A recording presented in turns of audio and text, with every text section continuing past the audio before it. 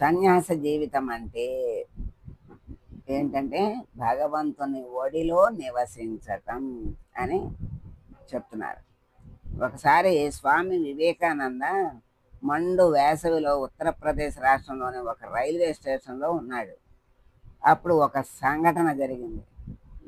వివేకానందుడు సన్యసించారు కదా, వారికి భగవత్ ప్రసాదంగా లభించిందే భుజిస్తూ ఉంటారు. భిక్షగా ముడి సామాన్లు లభిస్తే వండుకొని భుజించేవాళ్ళు, లేకపోతే భిక్షాటన చేస్తూ ఉండేవాళ్ళు. వివేకానందుడికి ఒకరోజు తినటానికి ఏమీ దొరకలేదు. ఆయన వద్ద చిల్లి గవ్వ కూడా లేదు. ఆకలి బడలికలతో దాహార్తితో నేలపై కూర్చుని ఉన్న స్వామీజీని గమనించి ఒక ధనవంతుడు చులకనగా మాట్లాడటం ప్రారంభించాడు.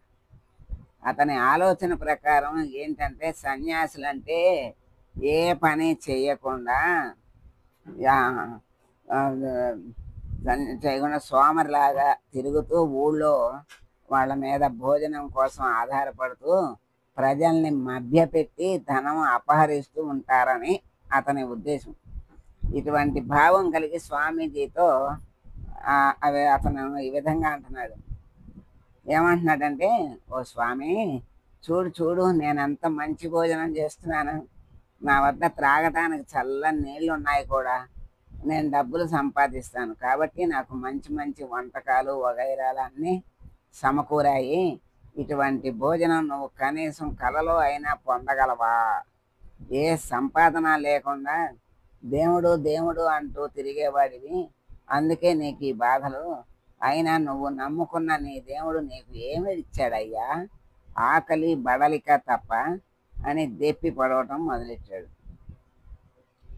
స్వామీజీ ముఖంలో ఏ మార్పు లేదు, ఒక్క కండరం కూడా కదలలేదు.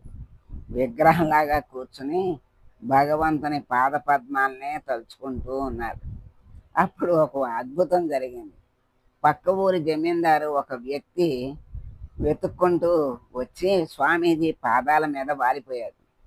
అతను స్వామితో ఇలా అన్నాడు: మీ పాదాలను సేవించి స్పృశించే భాగ్యం కలగటం నా పట్ల శ్రీరామచంద్రమూర్తి అనుగ్రహం. దయచేసి మీరు ఈ భోజనం స్వీకరించండి అని ప్రాధేయపడ్డాడు.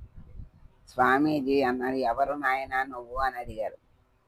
నేను నిన్ను ఎరగనే పొరబడుతున్నట్లున్నావు.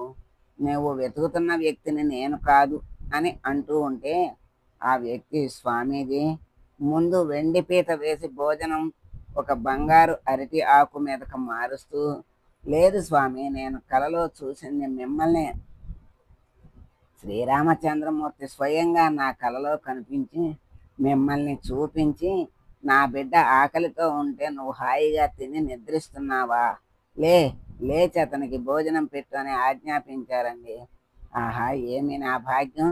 మీ వలన నాకు రామదర్శనం కలిగింది. తండ్రి బిడ్డలు ఇరువురిది ఏమి గాంభీర్యం, ఏమి సౌందర్యం! ఒక్కసారి చూస్తే చాలు, ఎవరూ మర్చిపోలేరు. నేను పొరపాటు ఏమీ పడటం లేదు స్వామి. దయచేసి వేడి చల్లారక ముందే ఆరగించండి. చల్లటి నీరు కూడా తెచ్చాను అన్నాడు. స్వామీజీ కనుల వెంబడి జలజల నీరు కారింది. అభయహస్తమైతే తన జీవితం అంతా ఆయనను కాపాడుతూ వస్తుందో, అదే అభయహస్తం ఇది. ఎదురుగా నోరు వెళ్ళబెట్టి ఇదంతా చూస్తున్న ధనవంతుడు ఉన్న పళంగా స్వామివారి పాదాల మీద పడి కన్నీటి ధారలతో స్వామి పాదాలను అభిషేకిస్తూ క్షమాపణ కోరాడు. సన్యాస జీవితం అంటే భగవంతుని ఒడిలో నివసించటం అని అర్థమైంది అప్పుడు. నిజమైన సన్యాసిని దూషించటం అంటే భగవంతుని దూషించినట్లే అని తెలుసుకున్నాడు. తనని నమ్ముకున్న వారిని కంటికి రెప్పలా ఎప్పుడు కాపాడుతూ ఉంటాడు భగవంతుడు. యోగులు హృదయాల్లో సదా నివసిస్తూ ఉంటాడు ఆ పరమాత్మ. ఇది కేవలం స్వామి వివేకానంద జీవితంలో జరిగిన ఒక చిన్న సంఘటన మాత్రమే.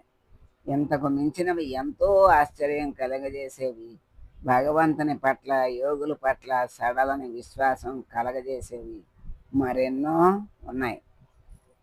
అందరికీ తెలిసేలా మన భారతీయ ధర్మాన్ని వ్యాప్తి చెయ్యాలి. ఇది స్వామి వివేకానంద జీవితంలో జరిగిన ఒక అపూర్వ సంఘటన. సర్వం శ్రీకృష్ణార్పణమస్తు. సర్వే జనా సుఖినో భవంతు. లోకా సమస్త సుఖినో భవంతు.